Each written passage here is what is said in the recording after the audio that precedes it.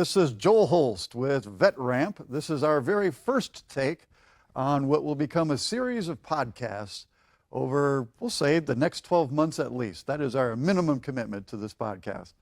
And what we're hoping to do is try and see how to do this format and what will be compelling to our listeners and our followers out in the VetRamp fan club. So I have a very distinguished and close personal friend of mine, Paul McGaughan, who has joined us today. And we're just going to do a little bit of meandering around what Paul's done and how he has landed in the world of staffing and what that's bending towards as we get into the world of generative AI. Thanks, Joel. Thanks for the introduction. Yes. Well, to be honest with you, my 26-year staffing career happened on accident. Okay, as most people do getting into staffing. On accident. I had no idea what recruiting was. I needed some extra cash to go on a ski trip in between graduating from UT and going to graduate school. Okay. I responded to an ad for an access programmer. The job shop called me in, sent me out to the job site. Obviously, I wasn't qualified to. You were an access programmer? Well, I did one database at UT. Okay. With one field, one table, and I joined a few records. I thought I could do it, but going out to the customer, it required millions and millions of lines of joining. I wasn't a fit. So I went back to the job shop. The two people that sent me there offered me a job as a recruiter, and I didn't even know what a recruiter was. Okay.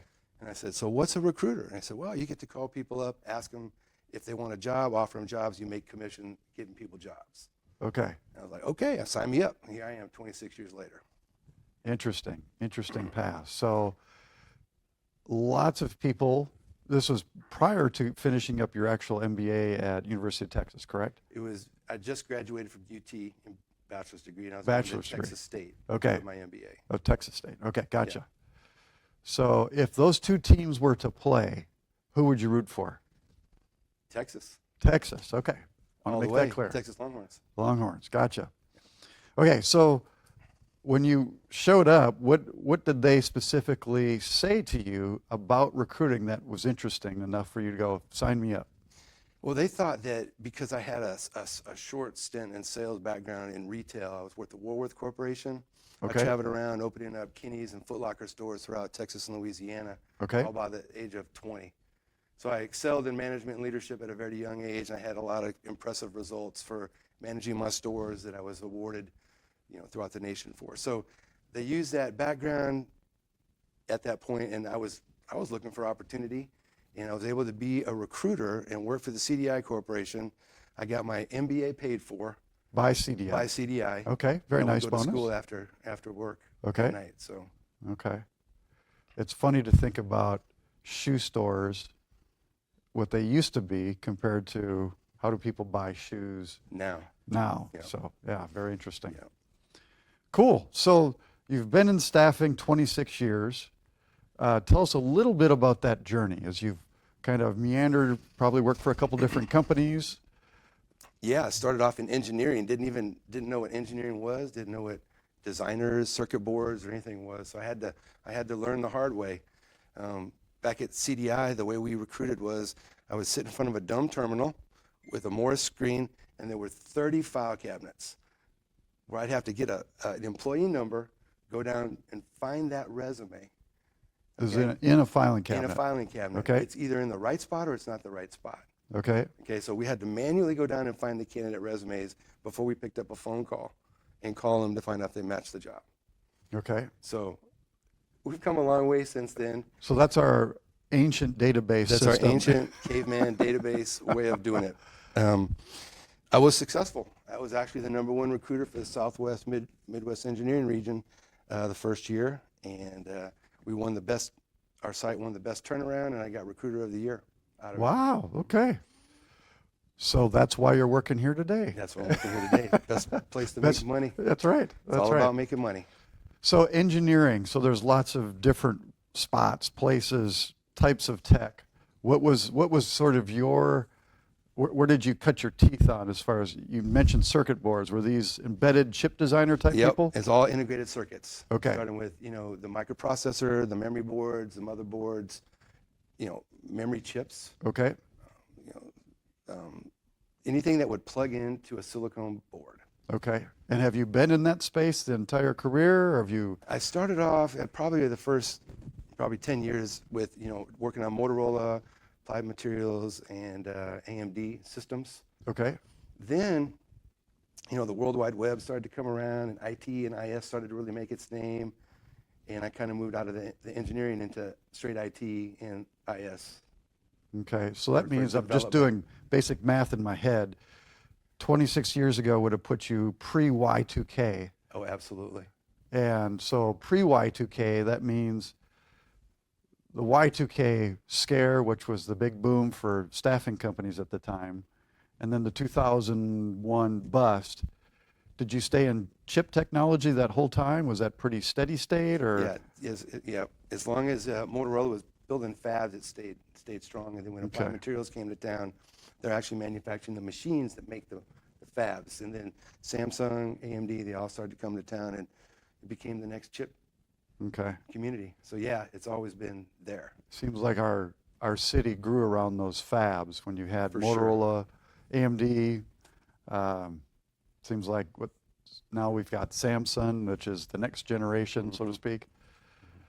Traycore seems Silicon like Labs, Eaton, Semiconductor. yeah. There's a all those, lot of different names. They came and went. Yeah, very cool. So then we fast forward into the early 2000s, and I remember back then I was working for cyber. We were all competing. We were next door neighbors competing for IBM business for 5-6 years at least, trying to put consultants, contractors out on site at IBM. And your company won. Yeah, we won. Yeah, My company didn't win. we outbid 156 vendors and took over roughly 3,000 people. Okay. 3,000 people. Yep. That was across all of the IBM Yep. campuses. All across the United States. Here in Austin, it was probably around 468 people that I took over. Wow, there's that many. It was rough, because one thing about that is IBM didn't tell their frontline management staff what they're doing. So So the day, procurement people didn't talk to the business people, is what I'm hearing. nope. Never heard of that And before. so 147 other vendors were not happy about the decision. Yeah, I bet And so. it was a bloodbath. It was really bad. The IBM management team was like, "What? We have to work with you now?" Okay. So I had to overcome a lot of damage control. Okay. A lot of it. The contractors weren't happy having to ship vendors. They all had to take pay cuts because of the new fee that was involved in the managed service thing. So it was rough. Okay. So that was about 2005? Is that 2005, yeah. Yeah, And I ran that program all the way through 2014. 2014. So that's a really good run. Yeah. Awesome. So still hardware, chips, all that sort of stuff. Yep. Did you get into software side? Because Yes. I know there's a big software shop and presence here for Yeah, IBM. it started off with STG, where we were helping them build the I series, the P series, and Z series, until we started to integrate into the software services side and the cloud, when cloud became a full-blown division. Okay. And then global services. So we started getting into a lot more software once we started getting recognition and referrals from our STG work. So by the time it was all over with, we were in all the IBM divisions, every one of them. Okay. Every one of them. So hardware, software, services, you name it. So all of this campus, which is now where the domain mostly sits, had a lot more IBM buildings back then. Lots. Yeah, they've thinned that out considerably since. So 900 buildings, old stomping grounds, I think. Yep. There's a lot of, and then what was it, building 45, I think was the other. Still there, the rusty bucket. Yeah, they had the 100 series buildings, 104, 105, 106. They're gone. Gone. That's now, what, a lake? Or a little, The domain. the domain pond Whole or something Foods. like that. Whole Foods now. Yeah, so back when it seemed like IBM was out in the sticks, and everything now has since grown up around it. It's pretty wild. So, all right, so then we fast forward to 2014. A lot of trips back and forth to the IBM campus in that 2005 to 2014 period. Then did the chip technology take you into staffing at another company? What happened there? They changed the leadership within CTG. They didn't do a very good job of selling us to IBM, and IBM started to reduce our book of business. Okay. And it put a pinch down on the site level, and I was part of a senior group, and there was a big layoff. Okay. I did not join the class action. I was Okay. actually relieved, and I went and did something different. And I went and worked for Raytheon. It was really like as a contractor. Okay. It was probably one of the most interesting jobs. I hated the role, but it was the most interesting job What made it interesting as because far I as? was able to see firsthand what our military defense capabilities are. Ooh. I worked for the missile systems group out of Tucson, Okay. and the push button technology we have for knocking missiles out of the sky is amazing. So And this was already this was 2015? no, So this was probably about 2020, right before COVID started. Okay. Okay. Yep. All So right. then they merged with IDC, the big defense contractor, let a bunch of us Ah. go. Okay. So I ended up going over to become a vice president for the McLean Group, Okay. the McLean Technology Partners division, where we were a systems integrator, and we were doing integration for ERP work, doing modernization on back-end systems. Okay. So that was predominantly commercial. That was some state government and commercial, all the It above. was predominantly state government because we were operating off the DBITS contract through the state of Ah, Texas. okay. Deliverable-based IT services. Yep. During the 1 year, though, I had a big win. It Okay. happened like the first 3 months I was there. Thought for sure I was going to be flying around on airplanes with Drayton, and then COVID came. But we did win a Okay. $10 million TxDOT DBITS award. We were standing up Scrum teams for their PeopleSoft Oh, sure. environment. So Okay. 2 $5 million POs we were awarded, and then COVID hit. Okay. And then with the quarantine system and the way the state had to go home, they never deployed one resource the whole year. Ooh. And unfortunately, I was laid off a year later. Okay. So you got all the way to the altar, but But we they- couldn't get people in the door. You know, Okay. Yeah. High five on the win, bummer on the delivery, it was huh? it was a great win. It could have gone great if things had been normal, right? Sure. It was a big win to start things off. But it was an incredible opportunity working for the McLean family. Yeah. Yeah, indeed. Incredible. All right. And then after McLean, I remember you landed at HT Group. The HT Group as a practice director, took over the tech team. It was, me, 4 salespeople, 6 recruiters. Okay. Had massive success there too. Won President's Club 2 years in a row. Okay. Broke company records. Made quarterly budgets 6 quarters in a row. And then some personal issues, I just decided to step down from leadership Sure. and get back into what I love most, is servicing customers and selling. Getting in front of the customer again. Yep. Yeah. That's why I'm here. Good. Good. And here you are. Yeah. Same role, making customers happy, right? Don't have to manage anybody. Get to go sell it to people. No management. Yep. All right. So you and I have talked over the last year a lot about what's the cool thing, and for your 26 years of being in the staffing industry, we've seen lots of tech, right? We saw the invention of the internet, according to Al Gore. And according to my old boss, the World Wide Web is a fad. Yeah, right. And then you see generations we of still laugh technology. about that. Well, yeah, it's like He literally said it was a fad. a fad. The Well, World Wide Web is going to be a fad. the latest fad then could be generative AI. It is. It is. It's a fad that we've seen billions of dollars get invested into it. But it's the most exciting time of IT ever. It is. Why so? Let's talk about that. Okay, so starting off in engineering, I got to cut my teeth on design, build prototypes of things, and see things built, right? Then the World Wide Web came out. You got to see things more on an interactive basis online, right? When they started doing SQL searches and giving you a field to go find something, Okay. you can actually search and go find the content you're looking for. So the web started to get people excited about being able to explore opportunities. Then Google came out and thought, oh, wow, this is the most intense search engine ever, right? Nobody lost their jobs when Google came out. Now, We're going to just index the entire world as we know it. Index everything, whatever you want, it's right there. Just do a search. Sure. And now we have generative AI, which is Google on steroids.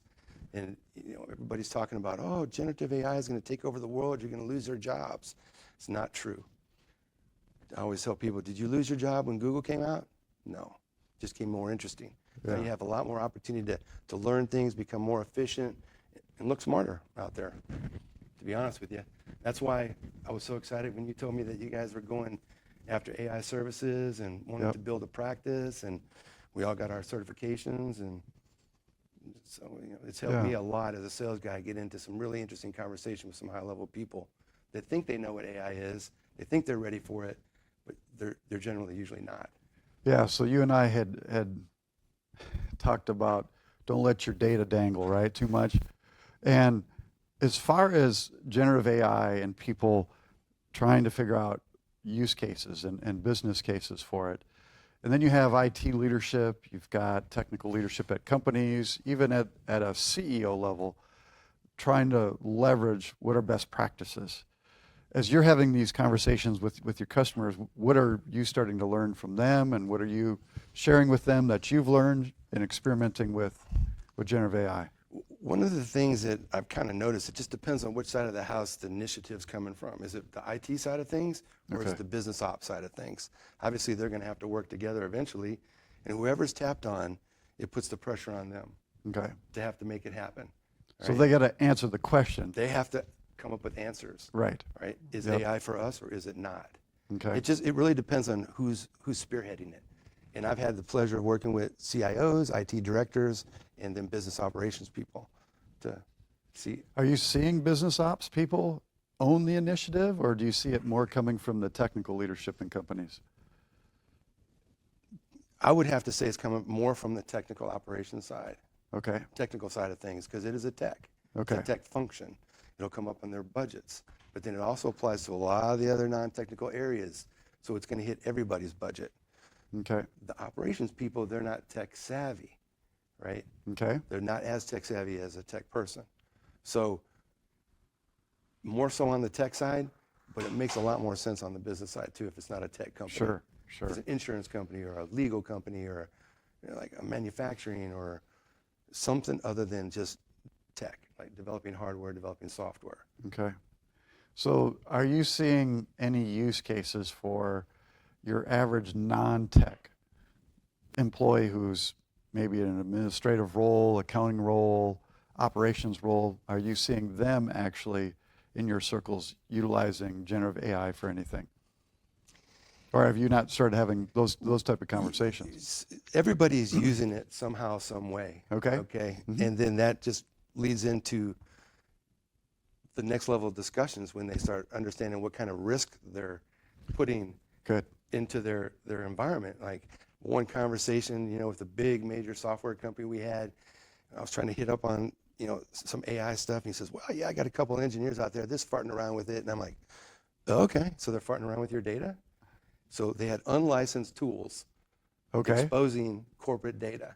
Yes. So when you think about compliance and risk, you ever hear somebody talking about, oh yeah, we're working on it, we're testing it, that's the prime suspect for getting in trouble, put it that way. Right. It depends. And if they're developing products and they're putting some of that IP into anything that's public domain by using one of these generative AI tools, they're exposing their company. That's introducing and risk. they're at risk. Okay. And they can be subject to the new cyber crimes that are out there. Okay. Yeah, I've had several conversations with VP of engineering type leaders at companies, from big to really small. And if they're not putting their tech into a little tiny protected sandbox, they're not letting their engineers really play with generative AI. And I had one particular engineering leader talk about, he's in his early 50s and decided now's a good time to start a family. And he's like, I'm not even going to have my daughter go into engineering. She's 2 years old. And he's like, I'm going to have her do art, because you can't copy art. Safe there. Coders, we're not going to need them. Generative AI is going to replace them. And I'm like, really?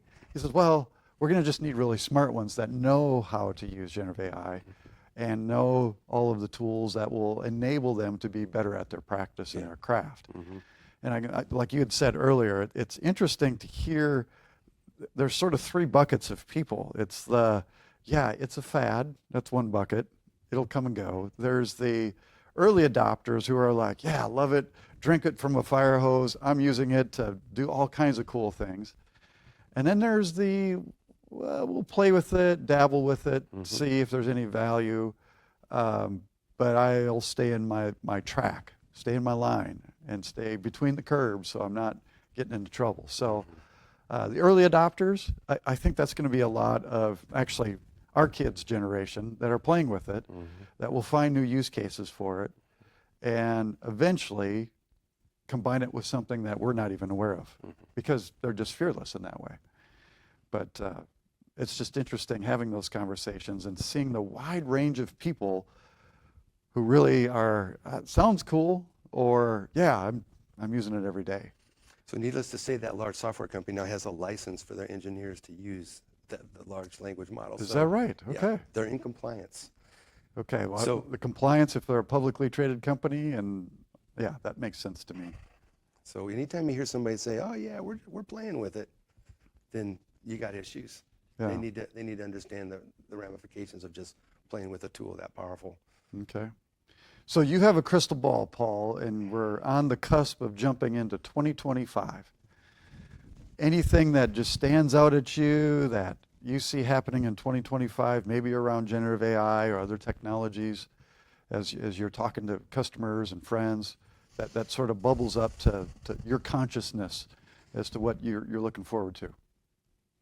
It's an exciting time for staffing because the roles are going to look different, right? They're going to have different titles. They're going to have different functions. Okay. And the roles are going to do different things for the companies, where a software developer is not going to just sit back and code. They're going to use prompt engineering tools to create that code, to test that code. So instead of taking a day to write a line of code, they can do it in minutes. Okay. So I think the roles are going to come out more AI focused. So you see them being more productive once they master the tools? Yeah, I do. It's just big misconception that AI is going to displace people. Okay. It's not necessarily true. I don't believe it. It'll eliminate jobs, but it creates more smarter jobs for other people. Okay. It eliminates redundant things. It's Gotcha. an efficiency tool. All right. I think that a lot more companies are going to get on the bandwagon and actually start getting their own LLMs in place. They're going to have teams that are going to be using it. And I think we're going to see more of what is called a prompt engineer. Okay. That is going to be an extremely popular title. All Prompt right. engineering. Is prompt engineering eventually going to be sort of like everyone needs to know something about spreadsheets? Well, the next skill is everyone's going to need to know something about being a prompt engineer in order to do tomorrow's job, the job in 2026. Do you see it heading that way? I think prompt engineering is going to take a major part of coding and development out of the equation. Okay. You'll still be done with a human, but it's going to make that work a lot speedier and more efficient. Okay. It can write code, it can test itself, it can reduce the testing. Okay. So do you have a favorite AI tool today that is kind of like, if I'm playing with something, I'm typically playing with? It's either Copilot or ChatGPT. Okay. I mean, they're very similar. Yeah. I mean, I honestly can't differentiate either of them just yet. I have Yeah, my next door neighbor who says one is woke and the other is a lot less so. I think I'm I know like- which one you're talking about. If that's the case, then I'm going with ChatGPT. If Yeah. that's the case. But Yeah. it's something that, you want your kids to be learning. They need to learn it. And, if you're going to ask me how I got into it, Yeah. I have a really good story. I'm not going to name any names, but I was talking to a guy. I was doing business with him, and he's a huge pioneer in Austin. Brought up some of the biggest customers in town, landed some of the most lucrative contracts in town, and is probably 50 years ahead of the smartest technologist in town. Okay. Talking to a guy like that, right? Yeah. You can always learn something. Well, he gave me an initiative, and I regret not following through on it the way I should have. We were working on some low-level positions. He says, "Hey, Paul, why don't you go out and get ChatGPT and structure some interview questions for this, okay?" Okay. We're talking tier 1 level Sure. technicians. I didn't do it. Honestly, I'm going to be perfectly honest. I didn't listen to what the customer said. I'm thinking, this is tier 1 technician stuff. Come on. Done this I don't- every I day, don't all need day. to do that. Right. We have a couple of technicians go in there and they bomb. They bomb on the the interview questions. Ah, And they're simple questions. So the guy comes back to me and says, "Hey, did you use ChatGPT to help these guys interview?" And then he honestly, it was the first time I've ever been lit up like this. He goes, "Come on, McGowan, stop acting like an amateur, man. Stop acting like you're in the bush league. I need you to step it up." Okay. And ever since that conversation, I became proficient with ChatGPT, and I Okay. started to learn about AI because he said, "I'd rather work with somebody that knows about AI than somebody that doesn't know about AI." sure. And people in our business, if you're not learning and staying ahead of the game with AI and the trends of staffing, then you're going to be left behind, especially in agency world. So it was taking it pretty hard from a customer. I'm still a good friend of mine. Yes, But- yes. A lot of love to be able to give you that candor, listen, I right? learned a big lesson that day, and it was extremely embarrassing. And I figured out what ChatGPT was by the end of that day. Okay, And I use it on a daily basis. good, So, good. All right, so still chat GPTing it for 2025 is what I'm hearing. Little co-pilot on the side. at home. Okay, Do some Copilot at home. okay. Awesome. But yeah, it's there's a lot of talking to people. Some people are not familiar with it. They don't want to hear about it yet. Some people are already there. Some people are past it. Just depends on who you're talking to. All right. The ones that they want to be stubborn, they push their hands on it. And they're like, I don't want to deal with that right now. Those are the funnest people to talk to, because you can throw a simple question out there to them, and just be like, all right, so what are you doing with AI? And 20-year buddy of mine says, Paul, don't bring that to me. I don't even want to hear it from you. I'm like, okay, Joe. So you mean to tell me there's not one function in your whole entire operation that you want to be more efficient? And he just stopped. He says, Paul, keep me on your mailing list. And then we just moved on. He's still on my mailing list. Okay, I got him. I got the old school guy to listen. at least So listen. There's Good, a lot of that out there still. So good, good. All right, well, I think we've covered Chat GPT. I think we've covered a little bit of AI, the Paul McGaughan staffing story. Anything else you want to wrap up with? no, I just think that all businesses, if you're listening, should be adopting AI for automation, analytics, and communication efficiencies immediately, Okay, because every company can benefit from that right now. Whether you have a full-blown implementation AI strategy or not, you can still benefit from that. all right. And if I don't have the know-how, or I don't have those tools in my shed, so to speak, what can I do to ramp up? How can you help them with that? I can help them look at tools. I can help them understand what they're trying to accomplish. And they may not need the most sophisticated tool. They may not be trying to do a whole lot. They might not even need it. Depends on the proof of concept. If it's gonna benefit you and the money's well spent, then let's do it. But I would probably look at your big enterprise LLMs. Okay. If a customer doesn't know where to start with generative AI, what do you do to help them stand up and start seeing some of the business advantage that you could I would gain from it? recommend them taking the same certification I did. It was real easy. Okay. It's through Coursera. Okay. It's the generative AI playbook for CEOs and leadership. Okay. Very high level Very high strategic level. program, introduces the concepts, makes you play with it. Yep. Okay. Yeah. Good course. About Good 5 course. hours, $50-$60. I did it just one sit. Yep. Awesome. All right. Well, I don't know how else to wind this down, so we'll call that a wrap for our first recording. Love to get any feedback from y'all on how best to improve this podcast. Thank you for listening to us.